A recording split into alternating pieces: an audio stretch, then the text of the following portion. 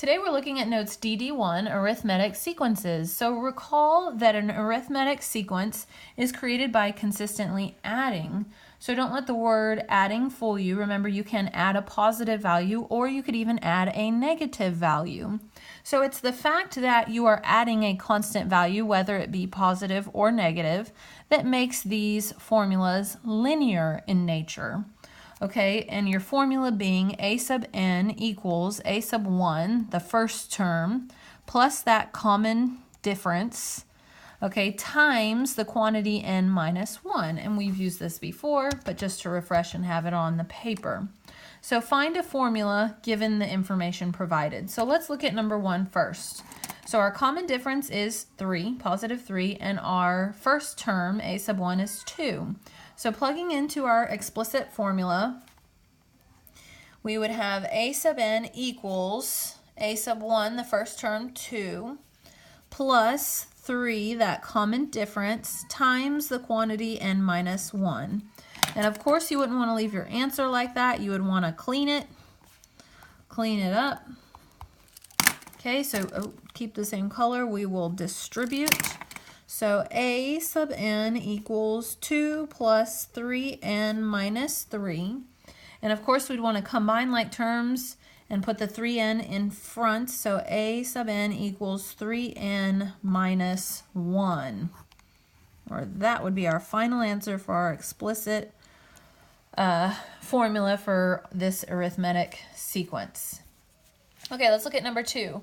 So on number 2, we would have a sub n equals a sub 1, which in this case is negative 1, plus our common difference is minus 5, so we don't need to write plus minus, we would just write minus 5 times n minus 1, the quantity n minus 1.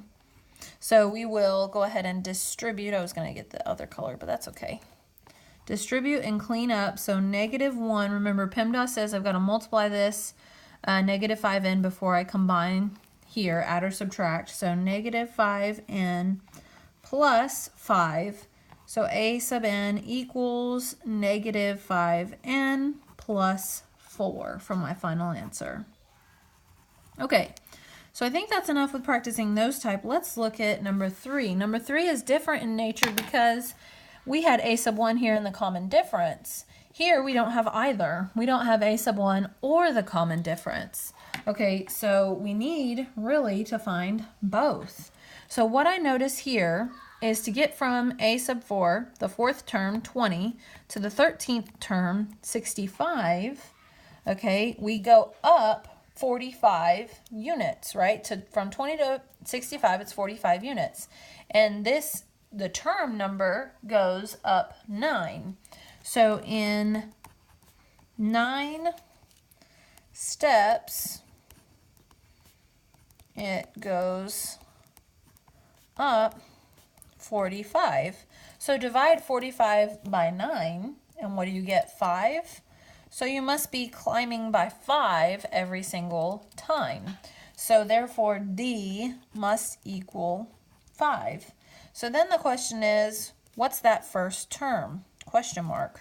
Don't know yet. Okay, so can't really see that says question mark, so maybe I'll move this over a little bit. This is the goes, and we'll put the a sub 1 equals question mark. We don't know. Okay, so here's what we can do. We can plug in what we have. So a sub n equals a sub 1 plus 5, we know that for sure, n minus 1. Okay, but furthermore, we could use this term 4 that they gave us. So term 4 is 20 equals a sub 1 plus 5, where this is the n here is 4, so we would plug in 4 minus 1 and solve for a sub 1. Find out what that first term is. So this would look like 20 equals a sub 1 plus 20 minus 5. Okay, so then 20 equals a sub 1 plus 15. Then, of course, you'd subtract 15 from each side. So you would get 5 equals a sub 1. So then once you have this knowledge, then you can say a sub n equals 5. Okay, what we found there. And then our common difference plus 5. So this comes from this comes from this, and then n minus 1. Remember to distribute. So a sub n equals 5 plus 5n minus 5. So a sub n equals 5n. All right, so let's practice another one of those. Number 4. So we are not given either the first term or the common difference. What I do notice that from the 8th term to the 12th term, so in 4 steps, right? To get from 8 to 12, you climb 4. And 4 steps, it goes, let's see what it does. So it definitely decreases. How many does it decrease by? So it goes down 16. So in 4 steps, we go down 16. That must mean that D equals -4. To get to the next term, you subtract 4 every single time. I'll put a little. Okay, so we've got that piece. So let's do like we did before and plug in what we have. So a sub n equals, we don't know what a1 is. We do know our common difference is -4 and minus 1. So let's go ahead and use this term. We could use this one, but this is smaller numbers, at least, well, sorta. So we'll use this one. This number's smaller. That one's not. Okay, so 41 is the 8th term. So equals, I only meant to plug in, use red for what I'm plugging in, equals a sub 1 minus 4. We're talking about the 8th term, so 8 goes in for n, minus 1.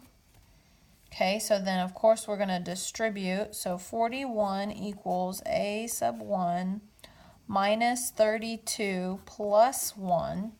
So 41 equals a sub 1 minus 30. Oh, hello. That's a -4, not a -1. So this would be plus 4. I knew I was doing something wrong here.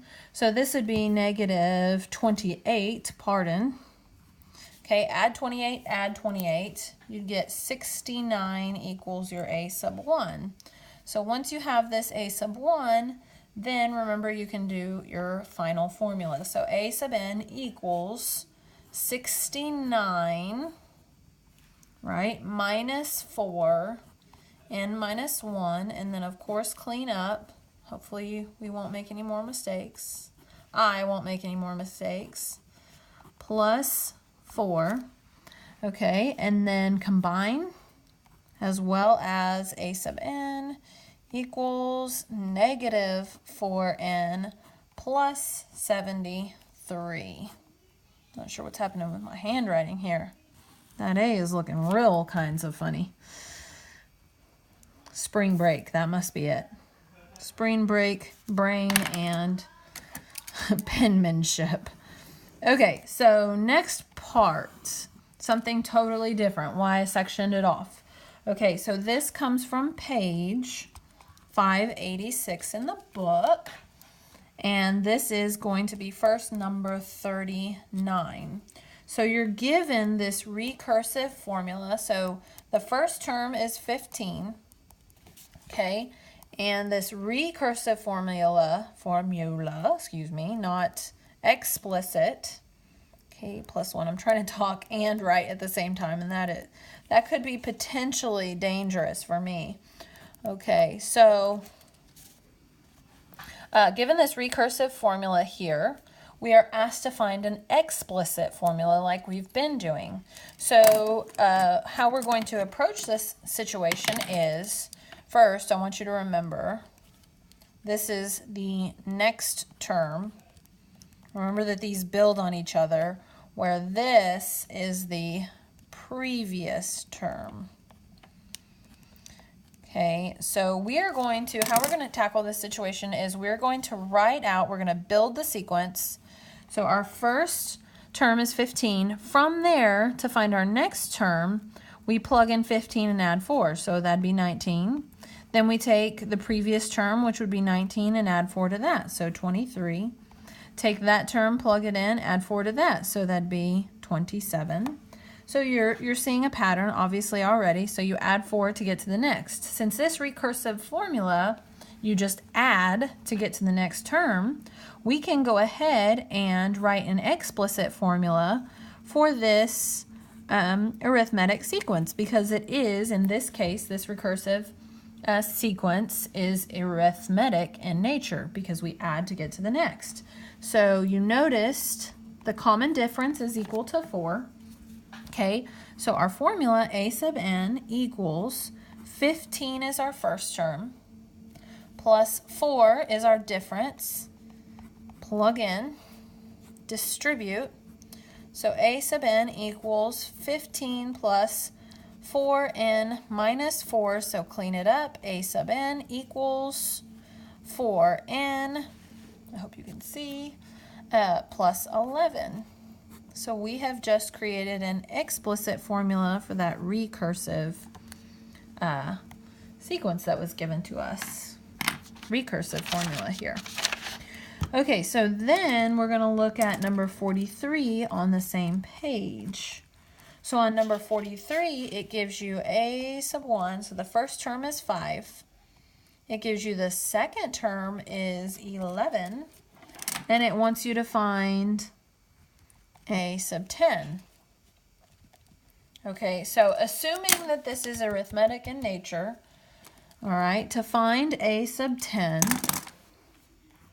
a sub 10, remember, equals 5 is the first, plus, if this is arithmetic in nature, from 5 to 11 we go up 6, and it would be that way every single time, because remember it's consistently adding or the same value, so we're going up by 6.